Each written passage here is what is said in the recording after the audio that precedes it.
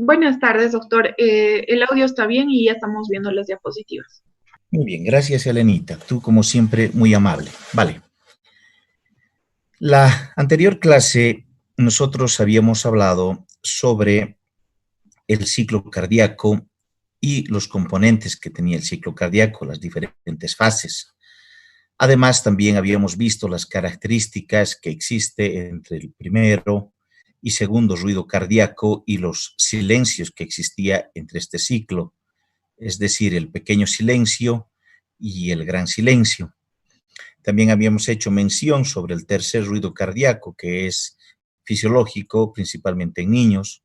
Y bueno, no habíamos hablado mucho sobre el cuarto ruido cardíaco, pero esas preguntas las vamos a repasar cuando nosotros estemos avanzando la práctica correspondiente a ruidos cardíacos en laboratorio o en las clases virtuales asincrónicas, ¿de acuerdo? Bien, entonces, ahora lo que vamos a aprender el día de hoy es a observar dónde vamos a realizar justamente o dónde vamos a determinar anatómicamente los focos de auscultación cardíaca. Ustedes sí han debido avanzar los focos de auscultación cardíaca en anatomía como una base, entonces ya deben tener la base, pero de todas maneras me voy a permitir recordarles a todos ustedes en qué consiste los focos de auscultación. Bien, para que nosotros podamos realizar y objetivar dónde se encuentran los focos de auscultación, pues primeramente debemos de ubicar una referencia anatómica muy importante que es el ángulo de Lewis. El ángulo de Lewis se encuentra entre o es la soldadura del manubrio y el cuerpo del esternón.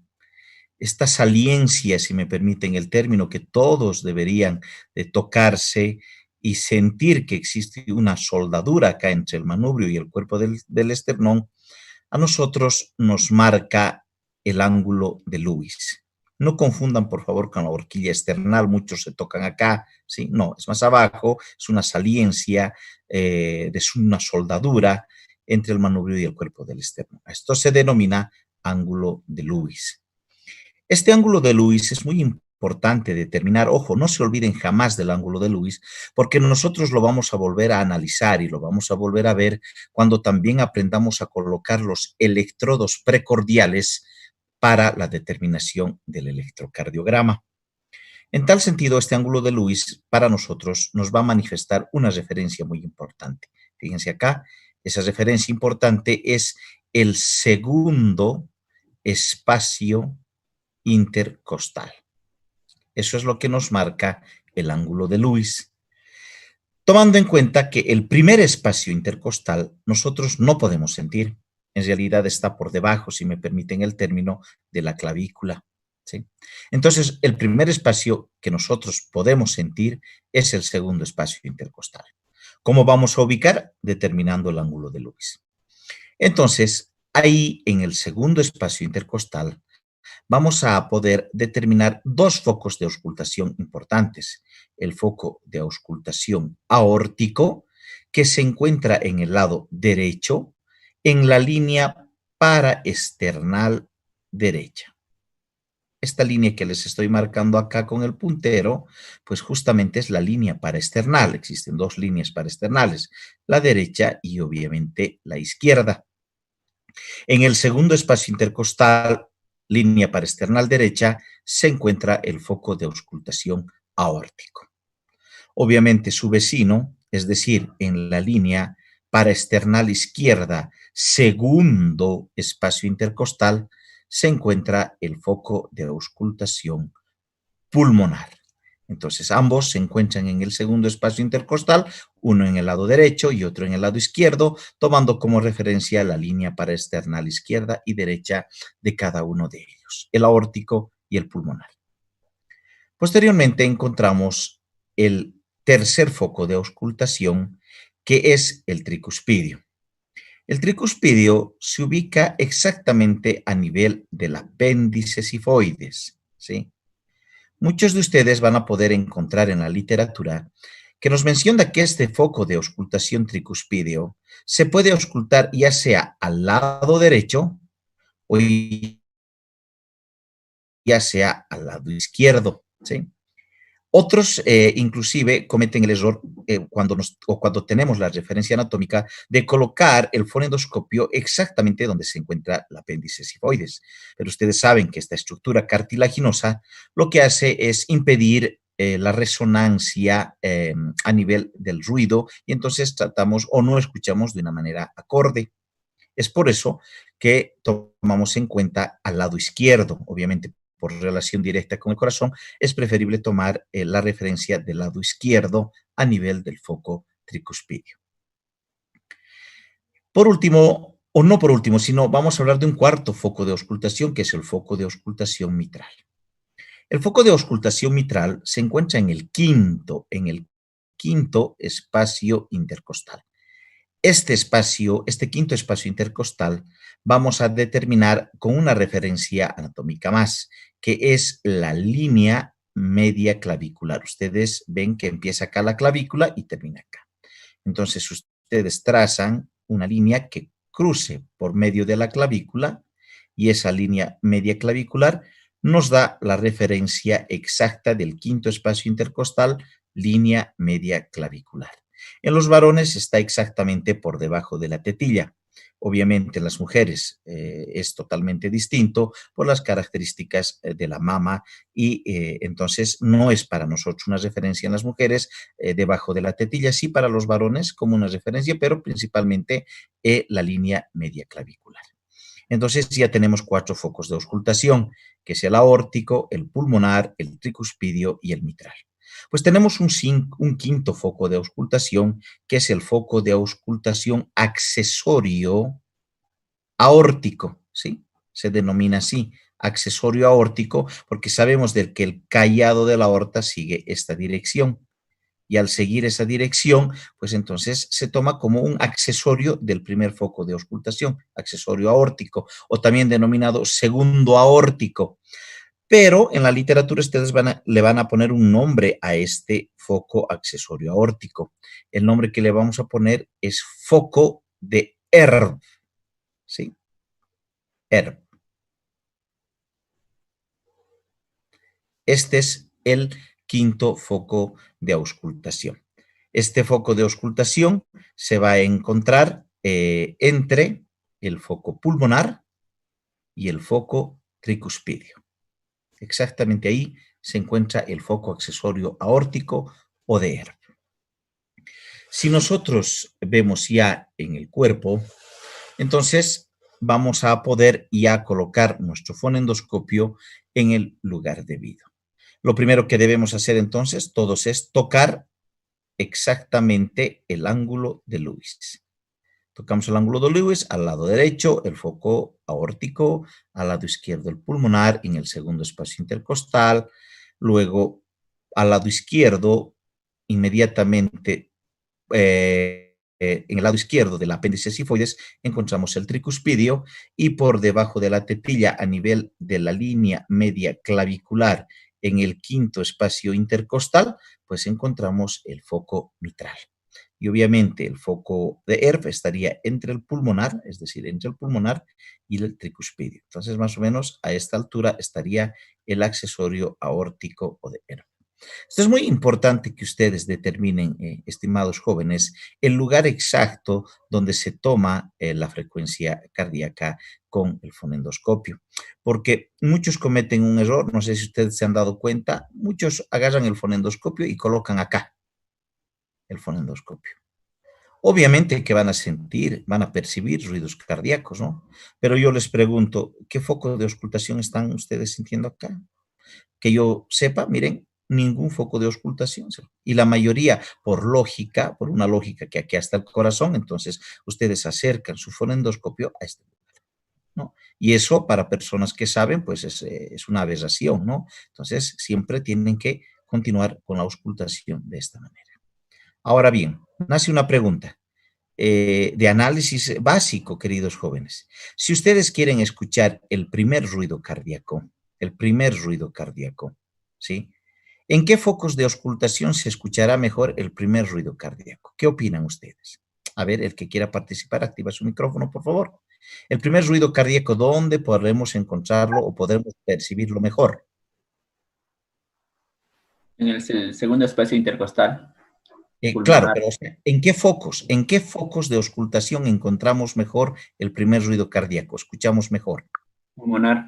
En el pulmonar, doctor. En el pulmonar. Tricúspide y mitral.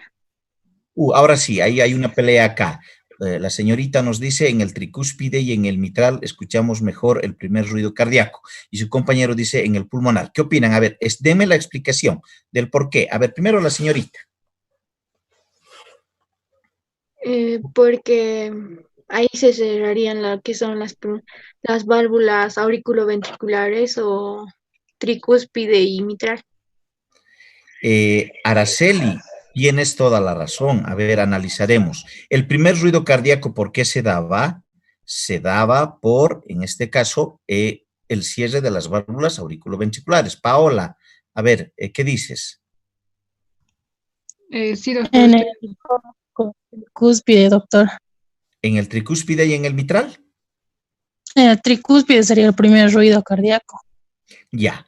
Su compañera nos hizo un análisis muy correcto. El primer ruido cardíaco se da por las válvulas por el cierre de estas dos válvulas. ¿Sí? ¿Está claro? Entonces, en estos dos lugares escuchamos mejor el primer ruido cardíaco. Y el segundo, obviamente, va a ser en el pulmonar y en el aórtico. ¿Por qué? Porque el segundo ruido cardíaco se produce por el cierre de las válvulas semilunares. ¿Está claro? Bien. Cuando ustedes realicen una auscultación, entonces no quiero ver que pongan el fonendoscopio acá, por favor, ¿sí? Es imposible. Obviamente van a escuchar los ruidos cardíacos, ¿no? Pero no estamos determinando ningún foco de auscultación. Eso es un pecado. Ahora bien, cuando ustedes realicen una auscultación cardíaca, por favor, van a auscultar siempre en X. ¿Qué quiere decir en X? Si ustedes empiezan por el pulmonar, pues después de que han escuchado el pulmonar, inmediatamente pueden dirigirse al mitral. Si han escuchado el mitral, luego pueden dirigirse al aórtico. Y si han escuchado el aórtico, luego van a dirigirse al tricúspide, ¿de acuerdo? Entonces, esa es la orden. De esa manera ustedes tienen que auscultar siempre en X, ¿de acuerdo? Para poder percibir cierto tipo de alteraciones que con el tiempo, ustedes cuando ya estén en posgrado o cuando ya estén en últimos cursos de medicina, pues tienen que tener cierto tipo de secuencia en la percepción de los ruidos cardíacos. Eso es un aspecto fundamental que por favor no quiero que dejen de lado. ¿De acuerdo? Bien. Entonces, está clara con la auscultación cardíaca nuestros 4 focos importantes sin olvidarnos jamás de nuestro foco accesorio de ERF, que también nos sirve bastante para complementar el foco aórtico. Una vez que nosotros ya hemos determinado dónde vamos a percibir nuestros focos de auscultación, debemos de hablar sí o sí de qué es lo que ocurre en nuestro corazón a nivel del llenado de sangre. Para eso vamos a determinar 3 volúmenes importantes. El volumen telediastólico, por un lado, vamos a hablar del volumen telesistólico, por otro lado, y vamos a hablar del volumen sistólico. En realidad son 3 volúmenes importantes que no debemos dejar de lado. ¿Por qué? Empezaremos a hablar del volumen telediastólico, de este, ¿sí? Empezaremos a hablar del volumen telediastólico. Cuando yo les he explicado en el ciclo cardíaco, hemos hablado solamente porcentajes y ninguno me ha preguntado, doctor, ¿y cuánto se presenta el porcentaje? ¿A qué me refiero? ¿Se acuerdan cuando nosotros habíamos visto que los ventrículos en la primera fase se llenaba del 80% de sangre? ¿Sí? Hasta ahí estaba claro. Y que después con la contracción auricular se llenaba el otro 20%, pero nadie preguntó cuánto significa en porcentaje el llenado ventricular. Pues justamente el volumen telediastólico nos da la cantidad exacta con la cual se llenan los 2 ventrículos. Es decir, El volumen telediastólico representa la cantidad de sangre en la cual se llenan los dos ventrículos, es decir, el izquierdo y el derecho, que representan 120 ml. Hemos dicho también que no debemos de confundir la presión con el volumen. Sabemos que la presión difiere. La presión en el ventrículo izquierdo era 80 milímetros de mercurio, ¿se acuerdan? Y la presión en el ventrículo derecho era solamente 8. Pues esa presión es suficiente para llevar esta cantidad de sangre a todo el cuerpo y esa presión es suficiente para llevar esta sangre a todos en realidad a los pulmones. Dense cuenta que a nivel del flujo sanguíneo casi no varía. La misma cantidad de sangre debe de llegar a los diferentes órganos y sistemas de acuerdo al requerimiento. Entonces, en condiciones normales el flujo no varía. Lo que sí varía es la presión. Entonces, el volumen telediastólico es la cantidad de sangre en la cual se cargan los ventrículos, que representa 120 ml. Pasamos a ver el segundo volumen. El segundo volumen vamos a tomar en cuenta a este, que es el más importante. Cuando nosotros veamos hemodinamia, pues este volumen para nosotros es vital que ustedes aprendan, y su valor, obviamente. Es el volumen sistólico. Hasta su nombre lo dice, ¿no? Volumen sistólico para nosotros es expulsión de sangre. La sangre se expulsa en sístole, eso está claro. Entonces, ¿qué nos dice el volumen sistólico? ¿Se acuerdan que nuestros ventrículos estaban con cuántos ml cada uno de sangre? Con 120, cada uno de ellos, ¿sí? Estaban con eso. El volumen sistólico nos dice, el volumen sistólico es la cantidad de sangre que se expulsa en una sístole a nivel de la aorta y la pulmonar. Y aquí un aspecto fundamental, fíjense chiquillos, de los 120 ml que tenían nuestros ventrículos, pues no se expulsa los 120 ml. Solo se expulsa el volumen sistólico que representa a un valor de 70 ml. Ese es el volumen sistólico. Ahora nace una pregunta. ¿Por qué nuestra naturaleza cardíaca hace de que solamente de los 120 ml expulsemos 70 ml? ¿Por qué no expulsamos los 120 ml? Porque sería más eficiente, yo creo, el funcionamiento del corazón. ¿Por qué tiene que quedar un remanente de sangre? Porque acá va a quedar entonces algo de sangre. Si nosotros hacemos una resta, sería 120 menos 70. ¿Cuánto quedaría de sangre? 50. 50, ¿no es verdad? Muy bien. Ese es el volumen telesistólico. Es lo que resta de sangre en los ventrículos. Ahora sí, la pregunta. ¿Por qué el corazón no expulsa el total? ¿Por qué el corazón deja 40-50 ml, que es el volumen telesistólico? ¿Alguien que pueda hacer un análisis con una respuesta mecanicista adecuada?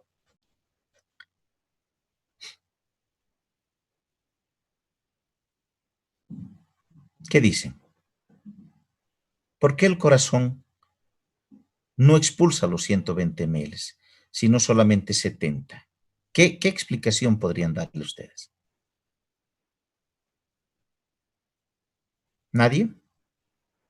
Doctor, Paola. sería para que luego se vuelvan a llenar, porque si no las paredes se pegarían entre ellas, digamos, las paredes de los ventrículos.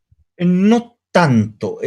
Tu respuesta tiene algo de lógica, pero no es la correcta. A ver, alguien que pueda acotar algo más.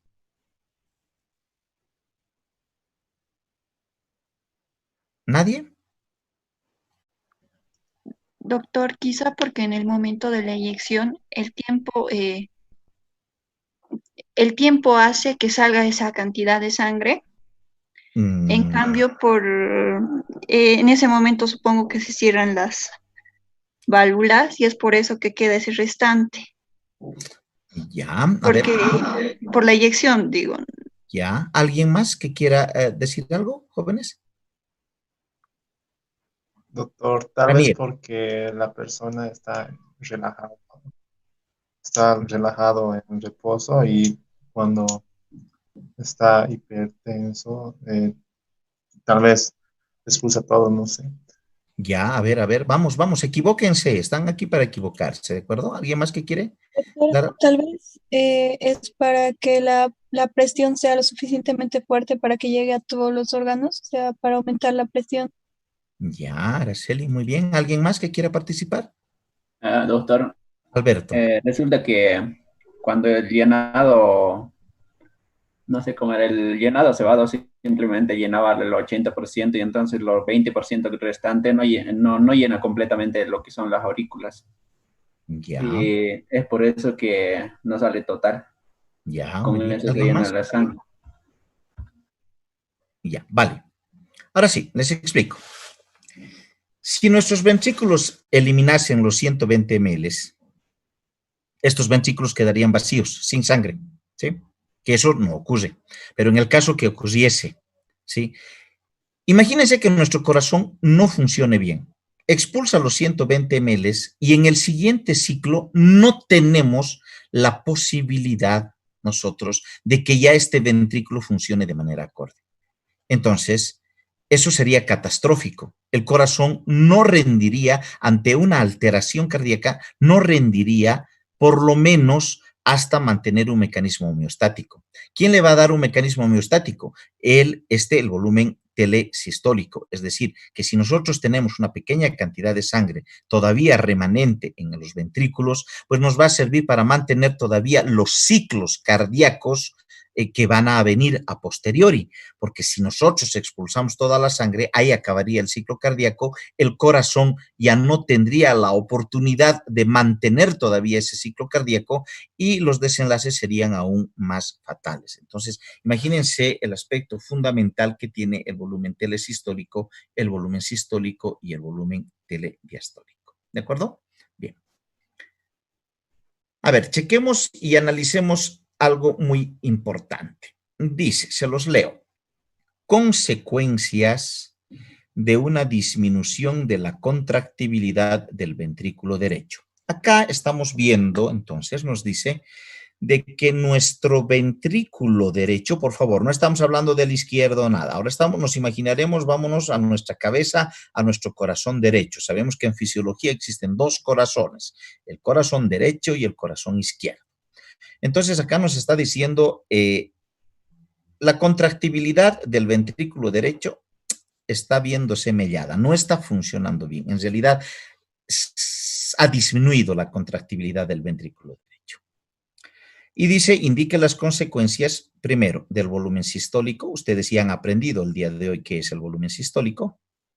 Habla del volumen minuto. Ya, el volumen minuto todavía no hemos hablado con ustedes. Entonces, no vamos a poder responder esta pregunta, volumen minuto. Pero dice, y la distensión, están hablando acá de una distensión de una vena, la vena yugular. ¿Conocen ustedes dónde está la vena yugular? ¿Tendrá alguna relación con las cavas? A ver, ¿qué opinan ustedes que han llevado anato? Sí, doctor. A ver, ¿qué relación tiene la yugular con las cavas o con el corazón? A ver, alguien que me pueda dar una explicación básica y concreta nada más, anatómica. Desemboca en la vena cava superior. Ya, entonces más o menos ya tenemos una idea que tiene una directa relación, ¿es verdad? Bien, jóvenes. Entonces, pues en algún caso les pongo siempre un corazoncito acá para que nos ideemos mejor. Entonces, ¿el problema dónde está? El problema está acá. Ya. El problema está acá, en nuestro ventrículo derecho. Dice que no se está contrayendo bien. Muy bien. Si no se contrae bien, dice que va a haber un problema serio, porque nosotros vamos a poder observar en el paciente que su vena cava, que su vena yugular, ¿sí? O que la yugular se está distendiendo. O sea, ustedes van a ver en su paciente una distensión de la yugular y ustedes inmediatamente van a llegar a una conclusión. Primero, ¿por qué se va a distender la yugular? A ver, ¿quién me dice, cuando funciona mal el ventrículo derecho, nos está diciendo aquí la pregunta, se distiende la yugular? ¿Por qué creen? A ver, ¿quién me explica?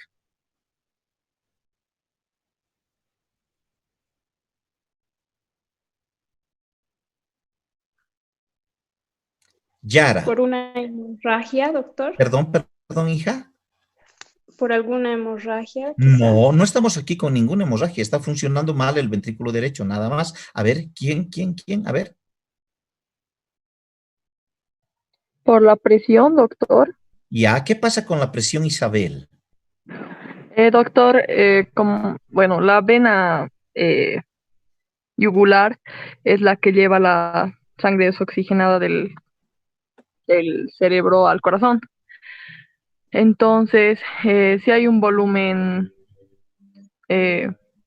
sistólico disminuido por la contractilidad del ventrículo derecho, la presión de la vena yugular aumenta y por eso se produce la distensión. Ya. Gracias, Isabel. A ver, explicaremos. Aquí nos está diciendo que el ventrículo derecho no funciona bien. Primero, ¿qué pasa con el volumen sistólico? Si el ventrículo derecho se está contrayendo, está disminuida la contracción del ventrículo derecho. ¿Qué pasa con el volumen sistólico? ¿Aumenta o disminuye? ¿Aumenta? Disminuye, doctor. Bueno, ¿aumenta o disminuye? Por eso nos ubiquemos. A ver, ¿aumenta o disminuye? Disminuye, doctor. Disminuye, porque nosotros hemos dicho el volumen sistólico es la cantidad de sangre que se expulsa.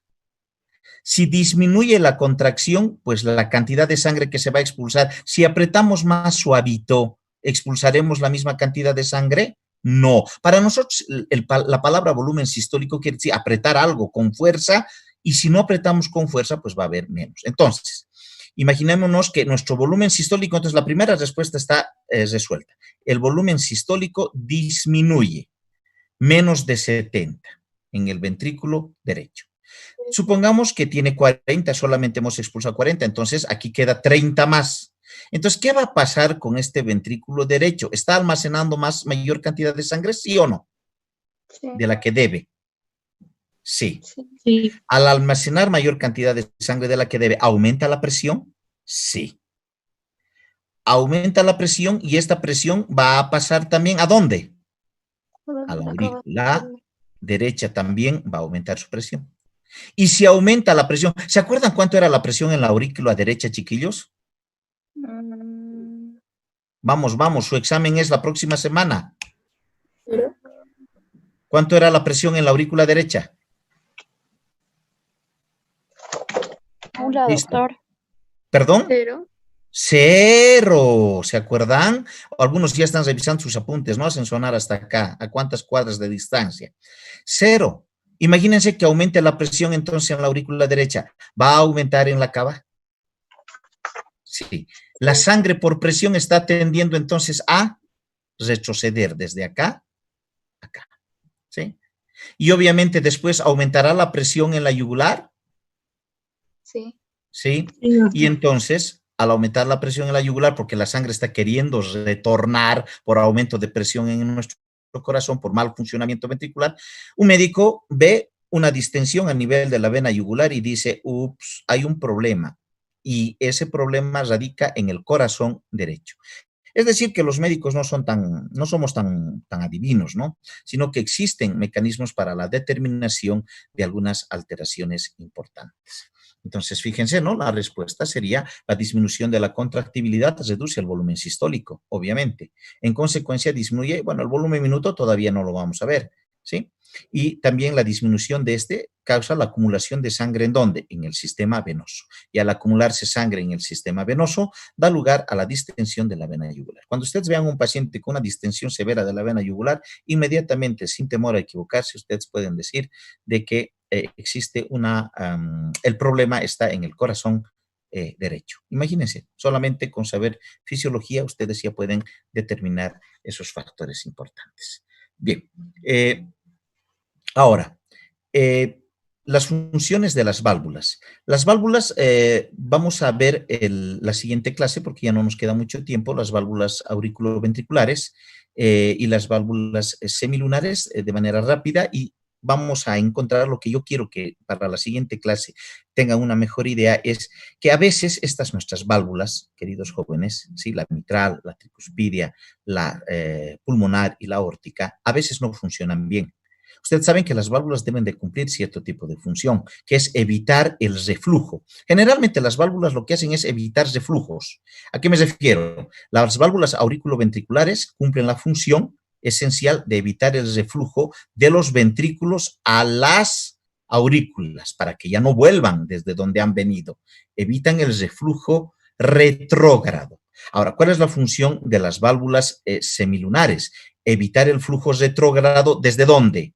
Desde la pulmonar y la aórtica hacia los ventrículos cuando se cierran. Entonces, lo que hacen las válvulas es evitar reflujos retrógrados, ¿sí? En cualquier parte del cuerpo, cuando ustedes escuchen la palabra válvula, válvula quiere decir que evita el reflujo retrógrado, ¿no? Y eso es muy importante que nosotros sepamos la funcionalidad de estas válvulas. Sabemos que, por ejemplo,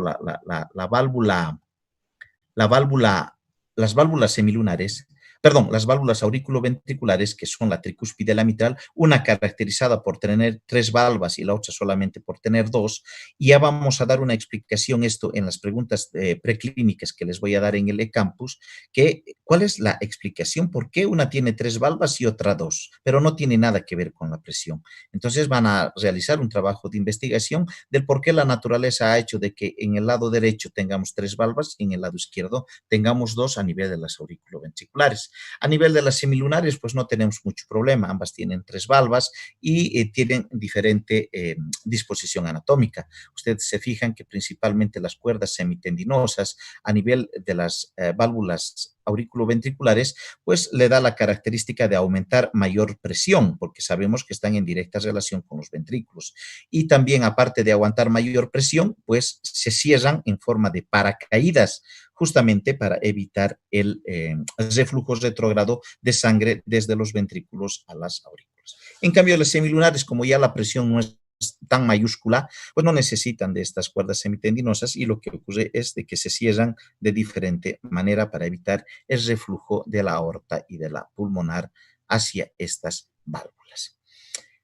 ¿Qué es lo que quiero que aprendan? Estas válvulas, tanto las auriculoventriculares como las semilunares, deben de cumplir una función importante. Se abren y se cierran siempre de manera adecuada, es decir, eficiente. No puede estar a medias. ¿Eso qué quiere decir? No pueden estar semiabiertas o no pueden estar semicerradas. ¿Por qué? Porque en este caso habría paso de sangre a los compartimentos que no queremos, ¿sí?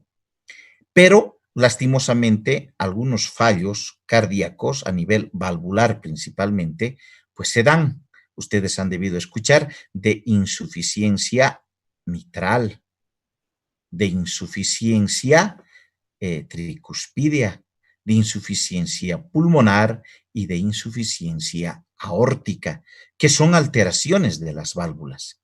Y ya vamos a ver la próxima clase, ya vamos a ver que esas insuficiencias valvulares nos va a causar diferentes problemas y que nosotros podemos identificar solo viendo al paciente qué características sintomatológicas tiene para poder determinar, al igual que hicimos, ¿no es verdad? Distensión de yugular, problema de ventrículo derecho. Entonces vamos a ir viendo también qué ocurre cuando existen insuficiencias a nivel valvular.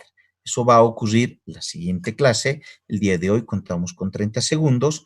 Entonces, estimados jóvenes, la clase ha concluido ahora. Yo me voy a comunicar con su presidenta de curso más un rato para poder un poco hablar sobre las clases de la próxima semana, para poder aprovechar a lo máximo el tema